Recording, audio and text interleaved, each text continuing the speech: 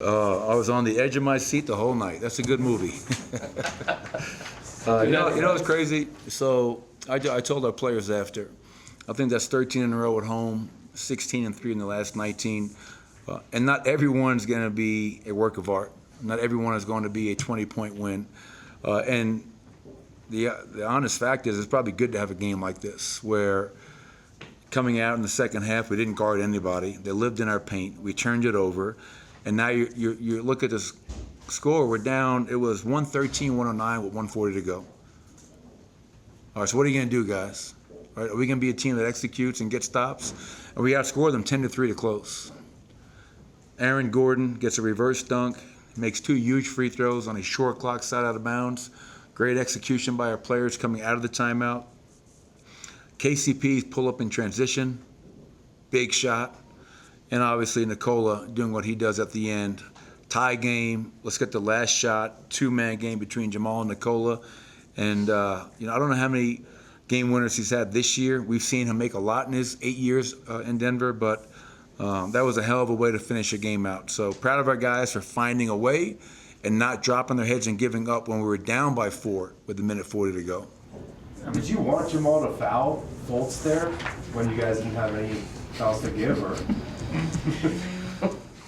No. Okay. No, that wasn't a plan. He acted like it was the plan after he missed that first free throw. Yeah, and if you looked at everybody else's reaction, everybody's like, "You're reading the wrong plan, bro." But then Fultz missed the first free throw, and Jamal was like, "I told you guys, I got this. I know what I'm doing out here."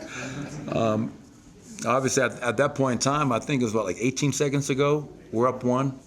So in that situation, you want to just trust your defense. But I thought he was just like pressuring the ball. It looked like he slipped a little bit. So, I don't know if Jamal's intent was to purposely foul or if he was just picking up, trying to make him work some clock and fouled accidentally. I'm not really sure. But no, the plan wasn't, hey, we're going to go up 1 and take a foul right here and put him on the foul line. Is this sort of a difference between maybe this year and last year's group in terms of you have had a few ugly wins during this stretch, but it seems to be coming up heads most of the time over the course of this time? Yeah, I mean, it's we know just at home in general last year we weren't the team that we are so far this year. I think 19 and 3 at home now with 13 straight. That's tremendous. And you're right. I mean, there's definitely not every win is like, we should send this to Springfield. This is going to the Hall of Fame. No, some of them are like, all right, we escaped with the win tonight, and we have to learn from it. Again, I was just really disappointed in our second half defense. I mean, I had to call a couple of quick timeouts. We tried man, we tried zone, and it was just layup. And, that can't be the case. And I've been reminding our guys the reason we've been so successful is because of the defense. And we definitely let go of the rope tonight on that end of the floor. But to our guys' credit, the last 140 to only give up 3 points when the game was on the line, hanging in the balance. That was great to see. When you say you need to win games like this, does that mean putting one like this in the bank for the postseason when things are, Oh, it's just, it's easy to win games when you're up 30 at halftime. It's easy to win games when you're, just kind of in a rhythm and things are coming just so, effortless at times. This was not, this was a challenge. This was that second, we were up 15 at halftime, and give them credit. I mean, that group, I knew they weren't going to go away. I knew at halftime this is going to be a game that's going to get very interesting because they're going to keep on attacking. So when I say these games are good for you, because, all right, how do you handle adversity? What are you going to do when you're down by 4 points with a minute 40 to go?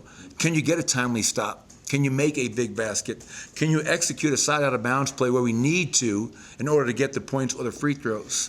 And can you get a big stop at the end of a game and get a clutch rebound? So you can work on those situations in practices and shoot-arounds, but you can't replicate that in front of 19,000 people, and the game is hanging in the balance. Who's going to execute on each end? And obviously, we've been a very good clutch team this season, and it came through again tonight. Michael, I know Bull had his ups and downs in Denver, but how impressed were you? 17 points in 18 minutes, and he had a huge impact. Well, I told him after the game, I'm just so proud of him because it's not just tonight. He's just coming back. He was out, I think, missed probably 5 games with the health and safety protocols, but prior to him getting sick, he's had a hell of a season. I mean, you could really make a case that Bol should be in the most improved player conversation. And I say that with all sincerity. I am proud of him. I'm glad that he's found a place where he's given a chance to play through his mistakes, and impact the game, to your point. So, when you watch them play, I root for Bol. I root for Gary Harris, guys that have been here and been a part of the Denver Nugget family. So, he's a talented player. Jamal is using him really well, and he's taking full advantage of the opportunity he's been given. Coach, I mean, Aaron Gordon steps up to the free throw line and was 3 of 9, I think, to make those clutch free throws. What type of mentality does it take for those who think that making a free throw in a clutch situation might be easier, making free throws in general should be easy? What type of mentality does it take to be able to forget about the misses and step up and knock those down? Well, 2 things jump to mind for me. 1, mental toughness, and 2, short-term memory. Like if you're thinking about the last play or the last free throw, that's going to affect the next one. You have to have a next play mentality. You have to have a short-term memory. But the biggest thing for me is, that play was for Aaron Gordon.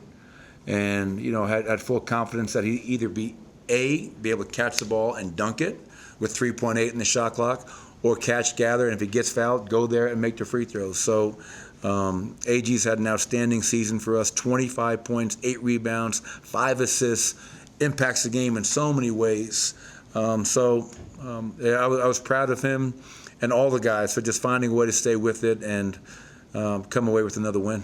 It seemed the last 2 games, the game plan defensively against Jamal was to get up against Chile, get real physical with him.